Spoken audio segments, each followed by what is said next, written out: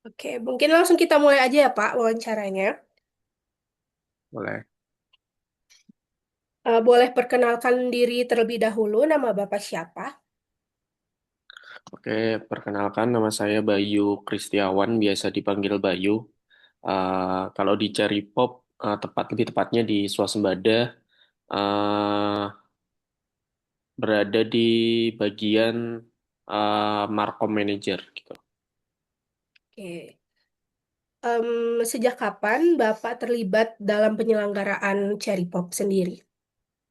Kalau terlibatnya sejak awal, jadi Cherry Pop itu pertama kali digelar tuh kan tahun 2022. Jadi memang dari awal banget eh, kita bikin Cherry Pop dan akhirnya ada promotor swasembada itu dari awal juga. Oke. Gitu. Lalu tugas Bapak ataupun tanggung jawab Bapak dalam divisi marketing dan marketing atau komunikasi pada Cherry Pop itu apa, Pak? Sebenarnya kalau secara tugas secara umum di divisi yang saya handle itu adalah memastikan semua apa ya channel untuk informasi di Cherry Pop gitu itu aktif gitu. Baik itu dari sosial media, terus dari media partner, dari community, seluruh channel yang bisa kita fungsikan sebagai marketing dan informasi sih, lebih tepatnya kayak gitu. Jadi memastikan semuanya itu berjalan sesuai target dan berjalan sesuai brief gitu. Jadi sesuai ekspektasi, harapannya kan bisa akhirnya sesuai ekspektasi gitu. Oke. Mungkin kita masuk ke pertanyaan wawancaranya aja ya, Pak. Jadi itu Ya. terbagi menjadi 4 pembahasan. Pertama ada media sosial, public relation, lalu ada konten visual, sama yang terakhir ada live event experience. Kita masuk ke media sosial dulu ya, Pak. Pertanyaan pertama, bagaimana peran media sosial dalam strategi komunikasi Cherry Pop? Jadi kalau peran media sosial sendiri di Cherry Pop itu sebagai ujung tombak gitu ya.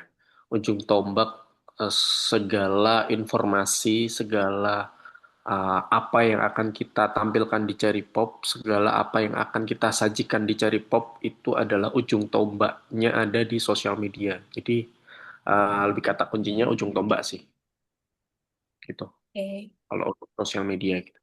Segala informasi yang akan disampaikan dari eh, ekspektasi kita ke publik gitu. Oke, lalu platform media sosial apa yang paling difokuskan oleh tim marketing serta alasannya apa? Jadi kalau di Cherry Pop itu kita menggunakan 3 sosial media. Yang kita gunakan platformnya itu ada di TikTok, Twitter, sama eh, Instagram. Cuman kita fokuskan di Instagram. Jadi TikTok sama Twitter ini sebagai pendukung aja. Tapi segala sumber informasinya paling utama ada di Instagram. Jadi pusatnya itu ada Instagram karena eh, secara popularitas, secara penggunaan Instagram kan lebih untuk masa kini ya. Untuk masa kini dia lebih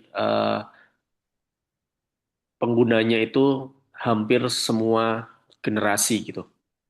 Jadi kita fokuskan di Instagram untuk channel utama sosial media dari Cherry Pop ini. Oke, Gitu jadi sih. untuk platform utamanya itu di Instagram ya, Pak ya? Ya, betul. Oke. Selanjutnya, sebelumnya di wawancara sebelumnya saya tuh jadi tahu kalau misalnya setiap tahunnya tema Cherry Pop itu kan berbeda ya. Betul. Pertanyaannya, bagaimana tim marketing sendiri menerjemahkan tema ataupun narasi Cherry Pop setiap tahunnya ke dalam konten media sosial? Oke. Biasanya kalau hubungannya dengan sosial media dan tema dan konsep itu kita pasti akan brainstorming juga sama kreatif director. Di sini kan yang berlaku kreatif director kan Pak Dito ya. Nah, di situ pasti akan ada pembahasan untuk menerjemahkan bagaimana tema tiap tahun ini bisa tersampaikan gitu. Biasanya eh, kita menggunakan dua metode gitu. Yang pertama, biasanya kita bikin video, video yang menjelaskan. Jadi memang ada satu konten khusus yang akan membedah tema itu sendiri gitu. Itu dalam bentuk video, kadang juga dalam bentuk visual. Visual ini visual dalam teks juga ya gitu. Jadi kadang bentuk video, kadang juga bentuk teks gitu. Nah, eh, outputnya di sosial media, terutama di Instagram seperti itu, dan itu akan diaktifasi juga untuk sosial media yang lain. Jadi akan di mirror ke Twitter dan TikTok gitu. Kayak gitu, gitu Wah, sih. oke, oke. Selanjutnya, bagaimana tim marketing menentukan pesan utama yang ingin disampaikan kepada audiens melalui media sosial? Gimana? Pesan utama? Bagaimana, ya, bagaimana tim marketing menentukan pesan utama yang ingin disampaikan kepada audiens melalui sosial media? Nah, kalau menentukan pesan utama sih biasanya balik lagi itu nanti sama kreatif director. Jadi biasanya akan mengambil kata kunci dari tema gitu misal. Tiap tahun tuh kan temanya beda-beda tuh. Tapi kita selalu menentukan kata kuncinya apa nih gitu. Misalnya tahun ini Repelita Musik, oh kata kuncinya aja rekreasi gitu. Terus tahun 2025 kemarin Gelanggang Musik. Gelanggang tuh kan kayak sebuah arena. Ya udah kata kuncinya adalah arena gitu. Jadi itu akan diolah untuk biasanya turunnya akan menjadi narasi, akan menjadi caption gitu. Itu dengan kata kunci yang udah ditentuin tadi dari tema biasanya. Jadi kita Oke. cari kata kunci dari setiap tema tiap tahunnya. Yang itu akan digunakan terus-menerus untuk mengembangkan narasi di setiap bahkan bisa di setiap postingan, bahkan di setiap kita bikin video kayak gitu, bikin konten gitu. Oke, paham, paham, Pak. Selanjutnya, salah satu fasilitas Cherry Pop yang lumayan menarik itu kan ada Cherry Kids ya, Pak. Iya, betul. Bagaimana program Cherry Kids itu dikomunikasikan kepada audiens melalui media sosial? Jadi eh, sebenarnya basic ya. Kita selalu bikin postingan khusus gitu. Postingan khusus yang itu memuat informasi bahwa di Cherry Pop akan ada Cherry Kids gitu. Yang itu biasanya akan kita breakdown juga itu akan kolaborasi sama siapa, terus ada ada kegiatan apa aja di situ. Nah, itu tuh biasanya akan terangkum di satu postingan yang khusus, jadi postingan dedicated untuk program itu gitu. Itu sih. Terus eh itu perannya. Nah, di hari H, hari H itu biasanya juga ada konten yang misalnya story gitu. Story ada khusus kita eh, apa nge-shoot bagian Cherry Kids, aktivasinya di Cherry Kids itu. Terus afternya juga ada entah itu bentuk video atau foto reels gitu, dokumentasi yang itu akan kita up lagi gitu. Yang itu harapannya akan tersampaikan nih, oh kalau di Cherry Pop tuh ada Cherry Kids, di perannya ada posternya, terus dalam hari HO ada kegiatannya, terus di afternya juga terrecap tuh dokumentasinya gitu. Yang itu harapannya akan berlanjut ke cari berikutnya, audiens akan teringat tuh gitu. Oke. Gitu sih. Untuk program Cherry Kids sendiri itu setiap tahunnya berbeda ya, Pak? Berarti. Untuk program biasanya kadang beda, kadang lebih lebih lebih lebih ininya sama sih. Cuman itu tergantung kolaborator kita karena program Cherry Kids ini kita selalu kolaborasi sama komunitas lagi gitu. Ya, yang akan mengaktifasi di booth Cherry Kids ini ya si komunitas itu. Entah dia akan bikin menggambar, mewarnai gitu. Tapi kurang lebih sama. Atau kemarin kayaknya malah yang terakhir itu malah kayak ditambah gitu item item activity-nya gitu. Itu sih. Oke, oke. Terakhir dari media sosial, Ya. bagaimana tim marketing mengevaluasi efektivitas komunikasi melalui media sosial? Jadi kalau kita ngevaluasi itu biasanya lebih ke caption gitu, terus eh, brief text, teks apa sih yang kemarin itu ini kayaknya nggak perlu deh kita kita apa tulis gitu. Biasanya lebih ke kayak teks teks di feed gitu. Oh ternyata terlalu kepanjangan gitu. Misal di captionnya eh, kurang to the point gitu, terlalu bertele-tele gitu. Biasanya itu yang lebih sering kita evaluasi gitu. Terus eh, oh kita perlu ini biasanya adalah kayak kan karena di Cari Pop itu programnya banyak, jadi kadang eh, untuk evaluasinya adalah program mana aja yang perlu di up dan program mana yang ya udah biasa aja gitu. Jadi ada porsinya masing-masing gitu tiap program gitu. Itu sih. Terus kalau masalah band biasanya kan bandnya yang main tuh banyak banget tuh. Nah itu tuh juga secara evaluasi biasanya kita akan nge-review lagi, oh ini band yang impact-nya tinggi di sosial media.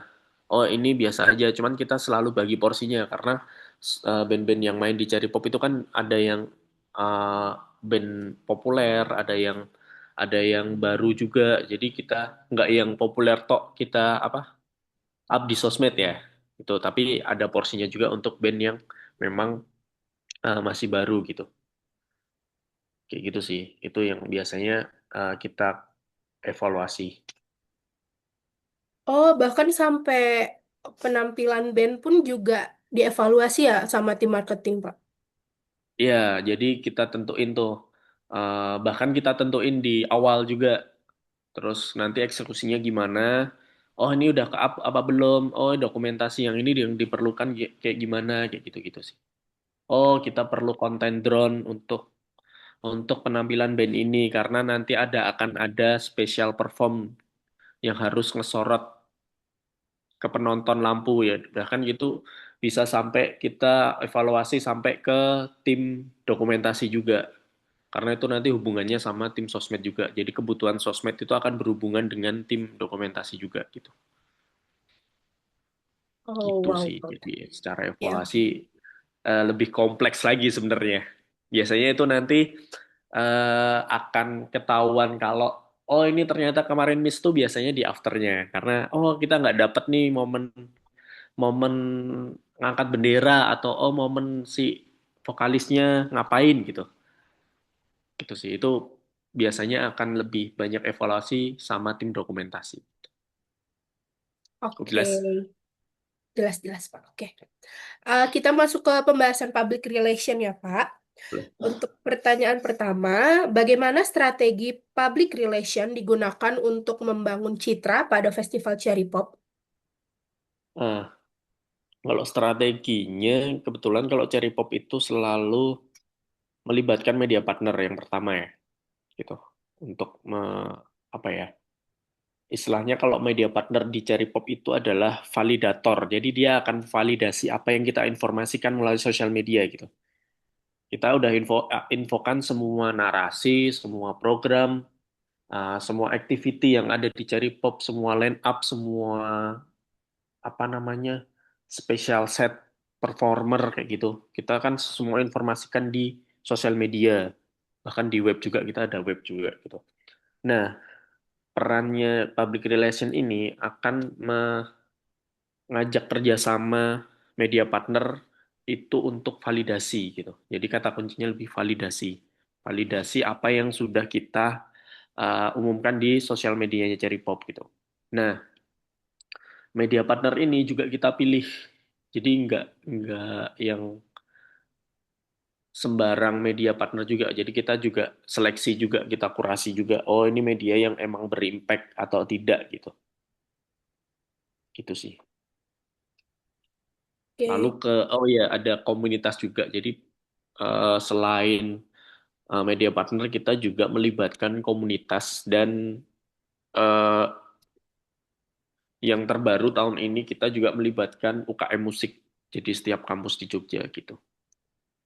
Kita libatkan Hmm. untuk eh, mereka menjadi UKM partner untuk apa ya, menawarkan Cherry Pop ini memberitahu teman-teman mereka ada Cherry Pop loh di Jogja dan kita ajak kerja sama mereka untuk bisa tuh beli tiket lewat UKM-nya dengan harga khusus kayak gitu sih.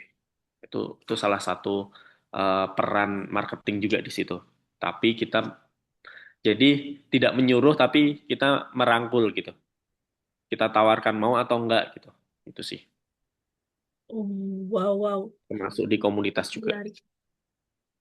Lalu ada kayak kriteria khusus nggak Pak dalam pemilihan media partner ataupun komunitas yang mau cari pop ajak kolaborasi? Untuk media partner biasanya otomatis kita kriterianya adalah yang memang uh, secara porsi kita ajak yang memang medianya fokus di musik ya. Itu terutama di musik karena memang Cherry Pop kan acara musik gitu. Nanti kalau medianya otomotif otomotif juga nggak nyambung kan gitu. Jadi Gitu sih. 70% pasti otomotif, 70% sampai 80% lah. Itu tuh ke otomotif, itu musik. Jadi memang media musik gitu. Media musik terus sisanya biasanya yang lebih umum. Jadi media-media umum semacam kayak Kompas, kayak ya media yang media konvensional yang dia lebih umum lah gitu. Jadi nggak spesifik bahas musik tok kayak gitu. Nah, kriteria satu lagi kita biasanya akan lebih banyak eh, kerjasama dengan media-media yang mempunyai website gitu. Karena tujuannya Cherry Pop adalah eh, agar artikel-artikel atau rilis pers gitu bisa dituangkan di website media-media ini. Jadi ketika di search di Google SEO-nya itu ada Cherry Pop.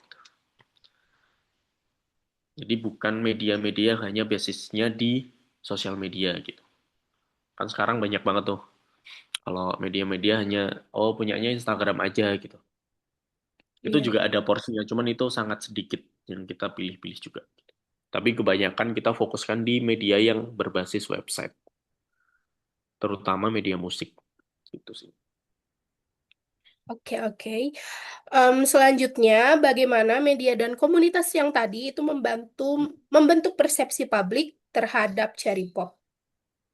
Nah itu tadi eh, biasanya kita akan apa ya, placement istilahnya kita placement ke media itu tidak selalu poster general yang akan muncul di media, tapi biasanya kita akan pilah-pilah juga tuh, oh media A nanti akan nge-up tentang Cherry Kids gitu, karena dia secara audiens cocok ke anak-anak gitu.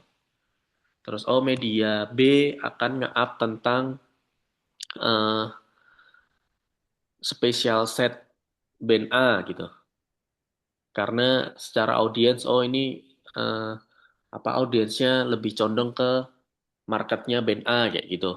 Jadi kita selalu spesifik ke setiap media. Jadi tidak melulu setiap media yang di-up adalah poster general gitu. Walaupun itu nanti juga ada porsinya juga gitu. Tapi biasanya kita akan request per media gitu akan nge-up ini ya kayak gitu. Termasuk di komunitas. Kalau komunitas biasanya kita libatkan sebagai kolaborator. Biasanya kita di Caripop kan ada kadang ada pre-event. Pre-event itu biasanya kita libatkan komunitas juga untuk kita kerjasama bareng gitu untuk create create sebuah aktivasi bahkan nanti sampai di hari H gitu. Itu sih. Jadi kalau media lebih ke placement pemberitaannya, kalau di komunitas lebih ke activity-nya gitu. Gitu sih. Oke, selanjutnya, bagaimana Cherry Pop membangun kepercayaan publik terhadap pengalaman festival yang ditawarkan? Nah, kalau soal kepercayaan biasanya eh, kita akan itu tadi kita balik lagi ke media validator tadi, yang media-media yang validasi itu tuh akan sangat berguna ketika kita nge-up lagi misal post ini kan tahun kelima, biasanya di sosmed akan bikin konten tentang cherry pop tahun mana aja yang pernah kalian datangi gitu. Itu jadi percaya, oh ini eventnya beneran kok ada udah 5 tahun kayak gitu. Terus eh, satu lagi website. Jadi website itu memang sangat menurut menurut cherry pop menurut kami website itu juga salah satu validasi bahwa ini tuh event yang memang serius gitu. Gitu karena kita juga punya website gitu sih. Terus pola komunikasi juga. Jadi bagaimana eh, treatment ke media-media yang dipilih tadi itu otomatis akan membangun kepercayaan gitu. Oh, Cherry Pop kolaborasi sama Kompas kok gitu. Oh, kolaborasi sama Tempo. Itu kan media yang emang beneran media yang bukan media yang abal-abal gitu. Oh, Cherry Pop kolaborasi sama Pop Hari Ini, kolaborasi sama Whiteboard Journal gitu. Yang memang itu media-media yang memang apa dikenal dan emang bonafit gitu loh. Nah, kita membangun kepercayaan lewat partner-partner itu gitu sebenarnya. Jadi citra di publik tuh akan secara otomatis, oh berarti ini eventnya emang beneran gitu. Gitu sih. Wow, oke. Yang terakhir dari public relation, Ya, bagaimana keberhasilan aktivitas public relation itu dievaluasi oleh tim marketing? biasanya keberhasilannya itu tadi banyak artikel-artikel advertorial biasanya after event. Biasanya kita akan uh, recap semua tuh uh, media coverage-nya gitu. Media coverage tuh artikel-artikel yang udah naik dari pra-event sampai hari H gitu. Oh, udah sesuai ekspektasi kita belum? Udah ada yang membahas ini. Oh, ada yang membahas ini, gitu. Itu biasanya dari situ sih, kalau public relation. Terus efeknya di komunitas gimana? Oh, di komunitas musik menjadi bahan pembicaraan nih. Oh, seru ya kemarin cari pop gini gini gini gini gitu. Terus terutama di audiens biasanya kita ngeceknya di sosial media juga kayak oh belum udah 10 hari tapi belum move on kayak gitu. Biasanya kita akan review semua yang ada di semua kanal dari sosmed, dari media partner, terus dari teman-teman komunitas musik yang kita libatkan. Biasanya kita akan tanyakan, kita biasanya akan kita ucapkan terima kasih dan kita akan tanyakan bagaimana kemarin kayak gitu. Itu sih biasanya. Oke. Kita masuk ke pembahasan konten visual ya, Pak. Boleh. Pertanyaan pertama, bagaimana tema serta konsep festival Cherry Pop ini diterjemahkan ke dalam materi promosi visual? Jadi kalau tema itu kan biasanya kita yang tentukan gitu. Terus visualnya itu kita biasanya ajak kolaborasi lagi sama seniman visual.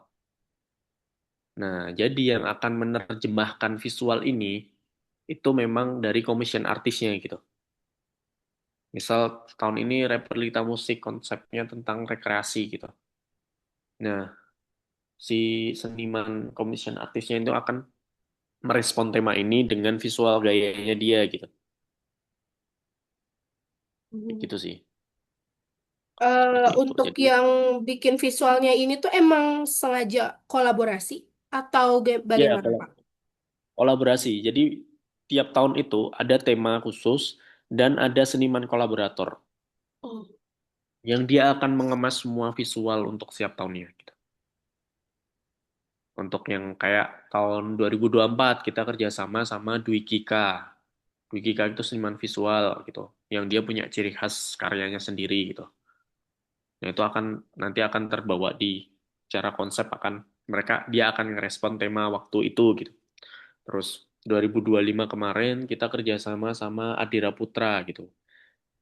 Tema tema kita gelanggang gitu. Terus dia eh, konsep visualnya semacam city pop gitu. Jadi cocok gitu.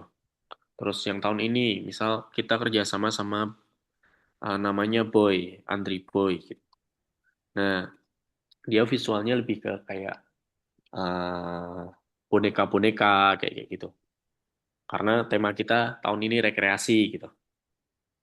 Seperti itu. Nah, dia yang akan membuat visual itu, memvisualisasikan sesuai karakter visualnya dia gitu. Seperti itu sih. Oke. Selanjutnya, pesan atau kesan apa yang ingin pesan atau kesan seperti apa yang ingin ditampilkan melalui konten visual pada Cherry Pop? Yaitu tadi balik kesan atau pesannya sebenarnya tergantung tema tiap tahunnya gitu. Tapi kalau di Cherry Pop kesan yang ingin kita tampilkan itu lebih ke colorful gitu ya. Karena pada akhirnya tiap tahun eh, seniman-seniman yang kita ajak kolaborasi itu selalu menampilkan visual-visual yang colorful gitu. Bahkan yang itu karena kita yang pilih juga sih. Jadi, oh ini cocok nih untuk cari pop. Jadi lebih ke gimana visualnya. Oh bisa nih karena colorful gitu. Cocok nih buat cari pop kayak gitu. Gitu sih. Oke. Hmm, selanjutnya, bagaimana visual pada Cherry Kids? Nah, ini masuk ke Cherry Kids ya, Pak. Ya. Bagaimana visual program Cherry Kids itu dikembangkan serta dikomunikasikan kepada publik?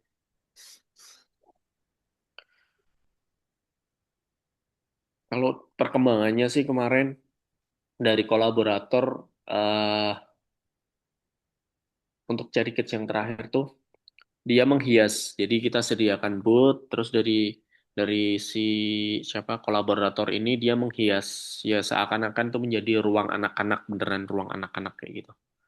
Jadi tidak sekedar booth kosong yang untuk activity, tapi si kolaborator ini dia menghias menghias booth itu menjadi kayak ruangan yang lebih menyenangkan dengan ada balon-balon, ada tempelan-tempelan kayak gitu sih. Terus uh, kita juga kemarin terakhir kita sediakan snack di situ, snack untuk anak-anak kebetulan karena biasanya di Cherry Pop juga ada produk-produk support gitu yang ada ada jatah juga untuk oh bisa nih kita include-kan di Cherry Kids untuk fasilitas anak-anak kayak gitu. Misal kemarin kita sempat kolaborasi sama Indomilk kayak gitu gitu. Jadi oh anak-anak yang eh, main ke Cari Kids bisa dapat ini nih, dapat susu kayak gitu. Itu sih kalau secara activity ya. Kalau secara sosmed sebenarnya ya itu tadi balik lagi ya perannya akan ada poster, nanti akan ada apa aja, terus kita dokumentasikan dan kita up lagi gitu. Itu sih. Jadi kita fokusnya pengembangan biasanya lebih ke activity isi activity-nya gitu. Kalau di sosmed ya gitu-gitu aja sebenarnya. Oke, oke, Pak.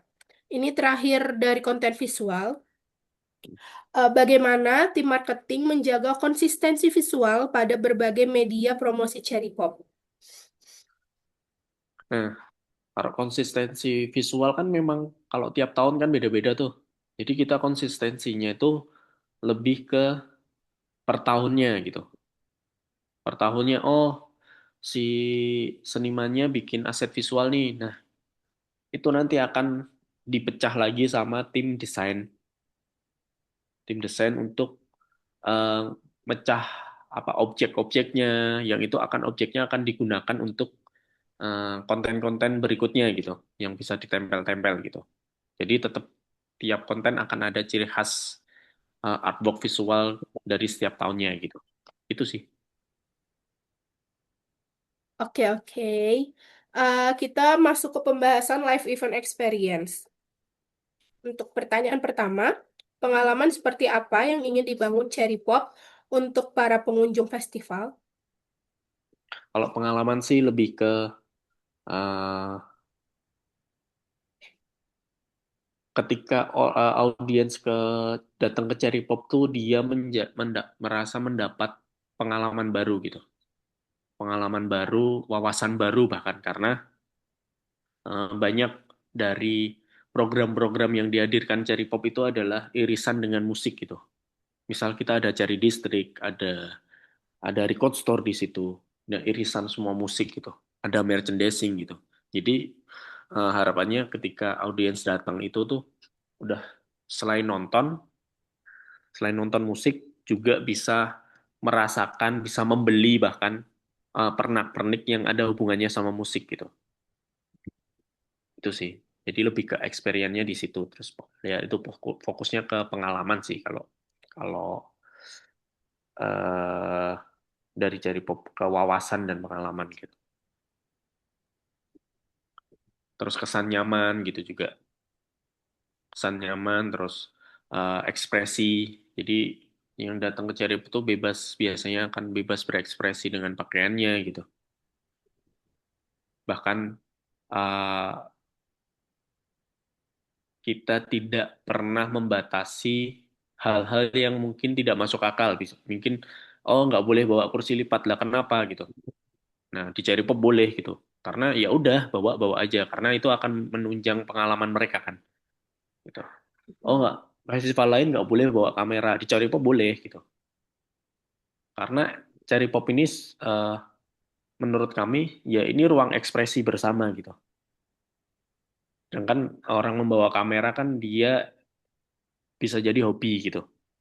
Hobi foto-foto ya udah foto-foto aja yang kita larang biasanya lensanya nggak boleh lensa yang tele karena lensa tele adalah profesional gitu.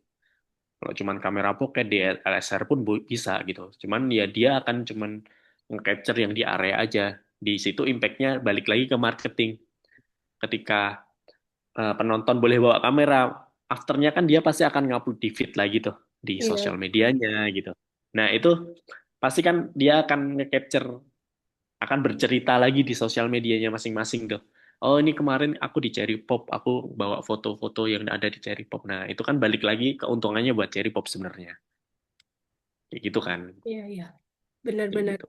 Kalau di Cherry Pop kayak gitu sih. Jadi uh, selain Cherry Pop itu sebagai apa ya, ruang menambah wawasan, jadi menambah ruang berekspresi aja gitu. Nah kita tidak pernah melarang hal-hal yang di luar luar, maksudnya tidak logis aja gitu. Ya, boleh bawa kursi, boleh bawa kamera, silahkan bawa tumbler. Nah, yang kita cek pasti lebih ke, oh tumbler tapi isinya apa nih? Kalau air putih nggak apa-apa gitu. Gitu. Kayak gitu sih. Jadi itu tadi pengen membangun wawasan, kenyamanan, dan ekspresi. Ekspresi sebenarnya jadi orang-orang yang datang ke Cherry Pop tuh akan lebih bebas berekspresi. Gitu Oke. sih. Selanjutnya, bagaimana tim memastikan bahwa pengalaman yang dipromosikan itu sesuai dengan pengalaman yang diperoleh pengunjung di lokasi festival? Nah, memastikannya itu tadi banyak yang oh akhirnya ngupload foto karena emang boleh bawa kamera. Oh, asik banget banyak komentar-komentar di sosmed tuh afternya itu oh asik banget Cherry Pop boleh bawa kursi, boleh bawa stroller gitu, boleh bawa tumbler gitu.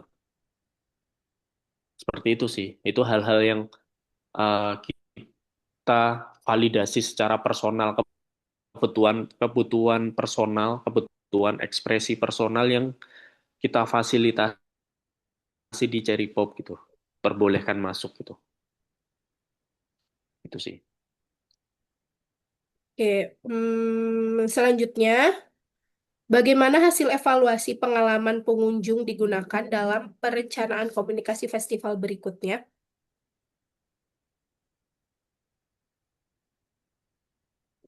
Nah, dari evaluasi pengunjung sih biasanya kita akan capture lagi tuh kayak oh kemarin kurang informasi bagian ini, oh kurang ada yang belum tahu ternyata ada live sablon di Cherry Pop kayak gitu. Nah, itu biasanya akan kita rangkum semua semua info-info yang mungkin belum tersampaikan dari sosmed gitu. Kita menjaringnya dari sosmed. lalu kita kumpulin, terus itu biasanya akan kita pertebal lagi untuk informasi di nextnya gitu. Oh misal ada live sablon, cuman ternyata kita belum jelas loh ngasih harganya gitu. Oh kita belum jelas loh ngasih apa ngasih tahu spesifikasi bahan untuk live sablonnya, spesifikasi bahan untuk merchandise-nya kayak gitu. Jadi lebih ke detail-detail kayak gitu sih yang biasanya akan muncul di after event gitu. Misal, oh karena di Cherry Pop ada signing session juga, oh ternyata ada yang belum tahu kalau kemarin si band A ada signing session. Nah, besok untuk tahun depan mungkin bisa perjelas lagi nih jadwal jadwal apa namanya band yang akan ikut serta di signing session kayak gitu. Jadi biasanya lebih ke detail-detail kayak gitu sih. Cuman itu biasanya juga nggak banyak karena di pre-event kita juga udah cukup jelas sebenarnya. Jadi misal misal ada yang miss itu karena memang audiens terlewat aja dari postingannya gitu. Karena memang sangat banyak sebanyak itu programnya. Ya, biasanya buat evaluasi berikutnya biasanya akan ada misal tiap program secara komunikasi visual di misal di sosmed gitu akan ada judul yang besar gitu misal signing session kayak gitu. Jadi ketika dibuka Instagram tuh orang langsung tahu oh ini signing session, oh ini record store-nya, oh ini live sablonnya kayak gitu. Jadi dengan teks yang besar dan jelas gitu sih. Oke. Mungkin Dan segitu itu aja. semuanya biasanya akan kita rangkum di ya, bentar tak tambahin ya. Oh ya, Dan ya. semuanya itu biasanya akan kita rangkum di website. Jadi sebenarnya kalau audiens itu mau aktif membuka website, website di situ tuh udah ada semuanya.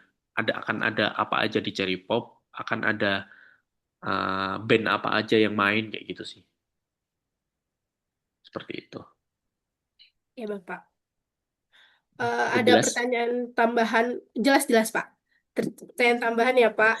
Menurut Bapak sendiri, apa Boleh. karakteristik utama yang membedakan Cherry Pop dengan festival lain? Karakteristik utama band mitos kali ya. Karena dari awal memang uh, tercetusnya Cherry Pop tuh selalu bisa kayak menghadirkan band mitos. Band mitos tuh istilah band mitos tuh eh, band-band yang sama audiens tuh dianggap sudah bubar gitu. Terus sebenarnya belum bubar, cuman kayak lama banget nggak aktif gitu. Nah di Cherry Pop kita coba kontak mereka untuk bisa main lagi. Nah di situ sih yang sebenarnya jadi ciri khasnya gitu. Itu Hmm. karakteristiknya lebih ke situ. Terus ya untuk experience ya tadi yang aku bilang ketika di festival lain tidak memfasilitasi audiens untuk berekspresi ya di Cherry Pop kita ambil celah itu gitu. Di Cherry Pop boleh bawa kursi, boleh bawa stroller, boleh bawa tumbler, boleh bawa kursi, apa kamera kayak gitu. Jadi kita semacam memvalidasi ekspresi mereka sih gitu. Oke, oke. Lalu selanjutnya, menurut tim marketing sendiri, apakah keberadaan program Cherry Kids itu turut mempengaruhi cara masyarakat memandang Cherry Pop? Jika iya, mengapa? Dan bagaimana? Bagaimana? Ya, jawabannya iya. Karena akhirnya oh ketika ada Cherry Kids berarti ini festival otomatis adalah ramah keluarga gitu. Tuh. Nah, bagaimananya ya akhirnya eh, eh, anak-anak muda yang memang keluarga-keluarga muda yang sebelumnya ragu untuk datang ke festival membawa anak kecil. Nah, ketika di Cherry Pop mereka merasa aman gitu. Oh, nanti ada Cherry Kids kok gitu. Jadi orang tuanya bisa nonton bandnya, anaknya bisa ditaruh di Cherry Kids gitu. Gitu. Jadi Cherry Pop mencoba memfasilitasi semua eh, balik lagi ke semua umur tadi gitu. Gitu sih. Em, Terutama Kalau untuk Cherry Kids ini pencetus keluarga awalnya muda. siapa, Pak? Jadi keluarga muda. Oke, oke.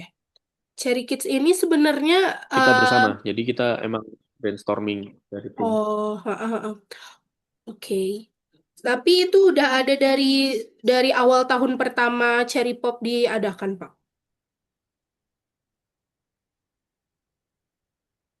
Belum, kita baru adakan di 2024 pertama kali ada.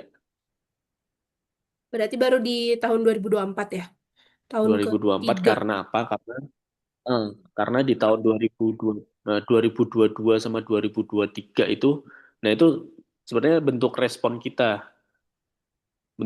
kita dari tahun 2022 dan 2023 ternyata yang datang ke Cherry Pop tuh banyak anak-anak juga, banyak keluarga muda, maksudnya banyak keluarga muda yang membawa anak-anak gitu loh.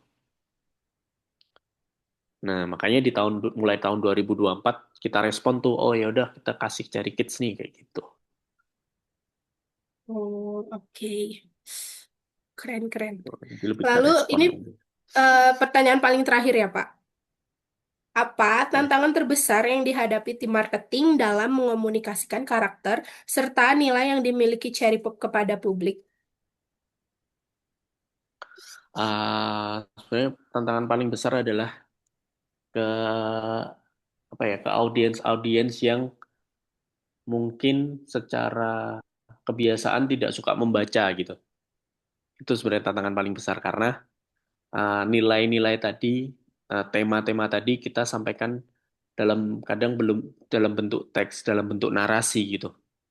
Jadi audiens-audiens yang memang minim suka membaca ini kadang cuma lihat lihat line up-nya aja. Jadi akhirnya tidak tersampaikan tuh temanya gitu, tidak tersampaikan tuh narasinya kayak gitu sih. Kayak gitu. Jadi uh, ya itu tadi balik lagi ke akhirnya kita kerjasama dengan media partner yang memang kita pilih itu biar uh, si apa namanya narasi dan tema ini tersampaikan dengan baik gitu. Walaupun itu juga masih menjadi tantangan sih sampai saat ini. Apakah tersampaikan dengan baik atau tidak gitu. Tapi sejauh ini eh, untuk di media memang sudah tersampaikan dan sebagian besar eh, audiens yang datang ke Cherry Pop tuh memang ya karena memang suka festivalnya gitu. Sebagian besar ya, mungkin aku nggak bisa bilang 100%, pasti beberapa persen juga ya karena ada line up-nya A, B, C gitu. Tapi beberapa memang yang memang ya udah ini menjadi wishlist Cherry Pop, wishlist festival tahunan untuk setiap orang tuh udah banyak yang bilang gitu gitu. Kita himpun dari sosmed juga gitu. Itu sih. Jadi lebih ke uh, tantangannya adalah yaitu uh, menyampaikan narasi ke audiens-audiens yang memang tidak belum belum ngulik lah, belum ngulik musik kayak gitu. Itu sih. Oke, mungkin sudah Pak untuk pertanyaan wawancara pada pagi hari ini. Mohon maaf kalau misalnya ada pertanyaan yang mengulang ya, Pak. Jawabannya Nggak harus apa-apa, nggak apa-apa. diulang-ulang terus. Oke, Ya, nggak apa-apa. terima kasih sebelumnya untuk Pak Bayu sudah menyempatkan waktunya di pagi hari ini. Mohon maaf jika ada salah kata dari saya. Mungkin sekian. Ya, terima kasih. Terima kasih, Bapak. Oke.